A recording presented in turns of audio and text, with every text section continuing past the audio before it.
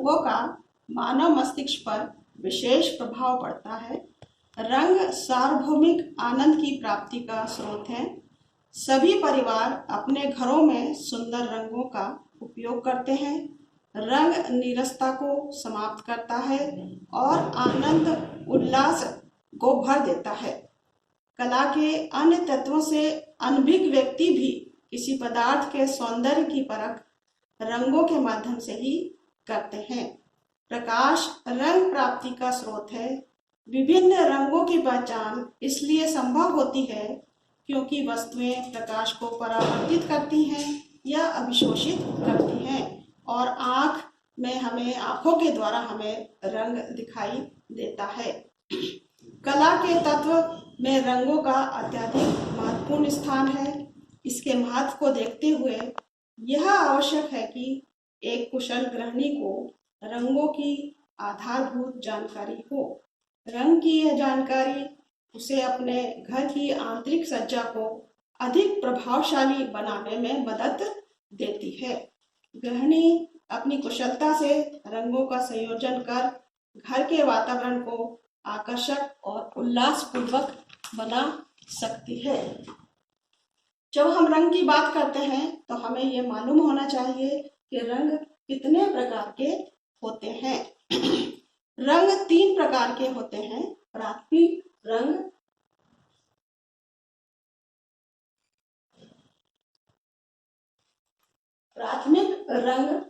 वे रंग होते हैं जिन्हें अन्य रंगों से मिलकर नहीं बनाया जा सकता।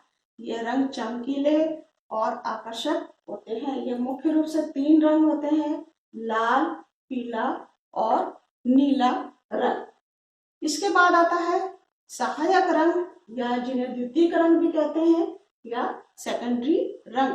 ये रंग 2 प्राथमिक रंगों को मिलाने से बनाते हैं। जब हम 2 प्राथमिक रंगों को बराबर मात्रा में मिलाते हैं तो हमें सेकेंडरी रंग प्राप्त होता है। जैसे पीला और नीला मिलाएंगे तो हरा रंग बनेगा, नीला और लाल रंग मिलाएंगे तो बैंगनी रंग बनेगा और लाल और पीला रंग जब हम मिलाते हैं तो नारंगी रंग बनता है।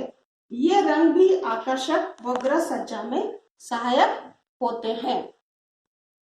इसके बाद आता है मध्यवर्ती या मध्यस्थ रंग या इंटरमीडिएट रंग होते हैं। ये रंग एक प्राथमिक रंग और निकट के सहायक रंग से मिलकर बनते हैं। जैसे कि यदि हम पीला और हरा जब हम रंग मिलाएंगे तो पीला हरा रंग बनता है। नीला और हरा रंग जब हम मिलाते हैं तो नीला हरा, नीला बैंगनी मिलाते हैं तो नीला बैंगनी, लाल बैंगनी मिलाते हैं तो लाल बैंगनी और लाल नारंगी मिलाएंगे तो लाल नारंगी तथा पीला और नारंगी मिलाते हैं तो पीला नारंगी रंग बनता है। इस प्रकार से 12 रंग मिलके यह रंग चक्र पूरा बनता है। जैसे कि आप देख रहे हैं कि तीनों रंग जब इसमें मिल जाते हैं तो 12 रंग जो मिलते हैं वो रंग चक्र को पूरा करते हैं। इसके बाद हम जब रंगों की जानकारी प्राप्त करने के बाद हम ये देखना चाहते हैं कि रंग योजना या कलर स्कीम कितने प्रकार की होती है। एक कुशल गृहिणी गृह सज्जा करने से पहले रंग योजना बनाती है। रंग योजना 2 प्रकार की होती है, अनुरूप रंग योजना और दूसरा विपरीत रंग योजना। इसमें सबसे पहले हम देखेंगे अनुरूप रंग योजना। यह रंग योजना ऐसे रंगों से बनती है जो रंग चक्र में एक दूसरे के पास पास होती हैं। अनुरूप रंग योजना शांति का प्रतीक मानी जाती है, किंतु कभी कभी ये नीरसता उत्पन्न करती है। अनुरूप या सिमिलर रंग योजना 2 प्रकार की मुख्य रूप से होती है। एक रंगीय योजना जिसे मोनोक्रोमेटिक कलर स्कीम भी कहा जाता है। एक रंगीय योजना में रंग चक्र में से किसी एक रंग का चुनाव किया जाता है तथा उसी रंग के विभिन्न शेडों का उपयोग गृह सज्जा में किया जाता है।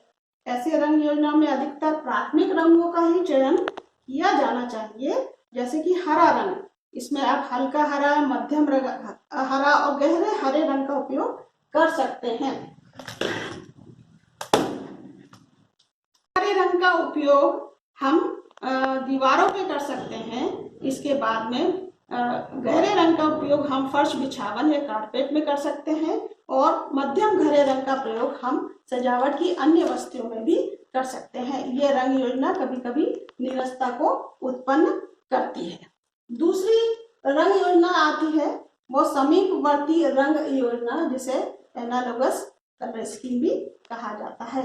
इसमें रंग चक्र में एक दूसरे के निकट रंगों का उपयोग किया जाता है। आदर्श स्थिति में एक प्राथमिक रंग, दूसरा सहायक रंग और तीसरा मध्यस्थ रंगों का चुनाव किया जाना चाहिए। उदाहरण के लिए पीला प्राथमिक रंग हो गया, पीला हरा मध्यस्थ रंग हो गया और हरा रंग जो है वो सहायक रंग हो गया। एक उदाहरण और है इसमें, नीला रंग यदि हम लेते हैं तो वो प्राथमिक रंग है, नीला बैंगनी लेते हैं तो वो मध्यस्थ रंग होता है और बैंगनी लेते हैं तो ये सहायक रंग होता है। ऐसी रंग योजना ऐसी रंग योजना में अनुरूपता के साथ साथ कुछ विविधता भी रहती है। ऐसी रंग योजना में प्रायः एक ही रंग की प्रधानता होनी चाहिए। सामान्यतः प्राथमिक रंग होता है यह, जिसका उपयोग व्यापक क्षेत्र में किया जाना चाहिए, जैसे दीवारों पर। दूसरा रंग पर्दे, फर्श, बिछावन आदि में उपयोग में किया जा सकता है और तीसरा रंग उपकरणों जैसे कि एस्ट्रे आदि में हम या कलात्मक वस्तु में हम इसको कर सकते हैं। इस प्रकार से ये जो अनुरूप रंग योजना है ये के द्वारा हम अपने घर को आकर्षक और सुंदर बना सकते हैं। इसके बाद दूसरी रंग योजना में जब हम बात करते हैं तो ये होता है विपरीत रंग योजना, कंट्रास्टिंग कलर स्कीम। ये कई प्रकार की होती है। इसमें सबसे पहला आता है पूरक रंग योजना, कम्प्लीमेंट्री कलर स्कीम। पराग रंग चक्र में एक दूसरे के विपरीत स्थित रंगों में से ऐसी योजना बनाई जाती है। यह एक संतुलित और उत्तेजक रंग योजना है।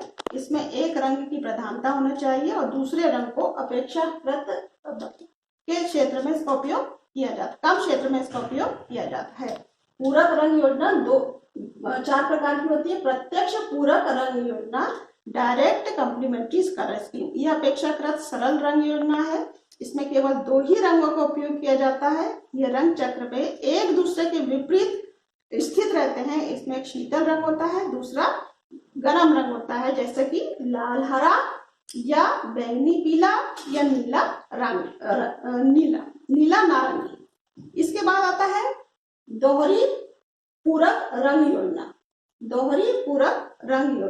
Double complementary scheme. ये जटिल रंग योजना है। मतलब इसमें विपरीत रंग 2 समूह में लिए जाते हैं। ये रंग योजना निम्न प्रकार से हो सकती है, जैसे कि लाल नारंगी के साथ हरा नीला लिया जा सकता है, बैंगनी नीले के साथ में नारंगी पीला लिया जा सकता है। इस रंग योजना में एक रंग की प्रधानता होना चाहिए, शेष रंग सहायक रंग के रूप में होने चाहिए। खंडित पूरक रंग योजना, इसमें हम स्प्लिट कम्प्लीमेंट्री स्कीम कहते हैं। इसमें एक रंग का उपयोग 2 अन्य रंगों के साथ किया जाता है जो विपरीत रंग के निकट होते हैं, जैसे कि हरे के साथ में लाल बैंगनी और लाल नारंगी हम ले सकते हैं। इस प्रकार की रंग योजना में यदि हम पीला रंग चुनते हैं तो उसके विपरीत बैंगनी रंग को छोड़कर उसके आसपास के 2 रंगों को चुनते हैं, जैसे लाल बैंगनी या नीला बैंगनी। ऐसी स्थिति में पीले रंग को दीवार के लिए लिया जाना चाहिए, नीले बैंगनी को गलीचे के लिए और लाल बैंगनी को सोफे कवर, कुशन आदि में उपयोग कर सकते हैं। पर्दों में हम तीनों रंगों का उपयोग कर सकते हैं। नेक्स्ट, त्रिभुज पूरक रंग योजना।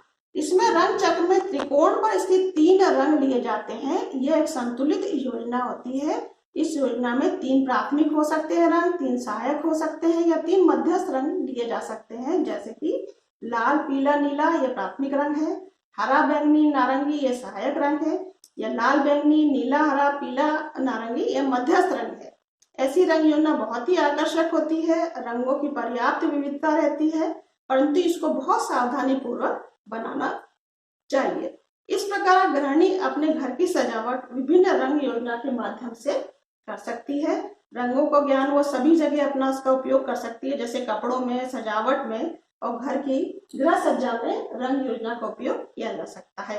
रंगों की आधारभूत जानकारी के माध्यम से हम अपने घर को बहुत ही सुंदर और आकर्षक बना सकते हैं। घर की सजावट में, फर्श बिछावन में, कलात्मक वस्तुओं में, दीवार में, छत में कौन से रंगों का उपयोग करना है ये हमको ज्ञात हो जाता है। इस प्रकार से रंग सज्जा और रंगों के बारे में जब हमको जानकारी प्राप्त हो जाती है तो हम अपने घर की सजावट को बहुत ही सुंदर तरीके से कर सकते हैं।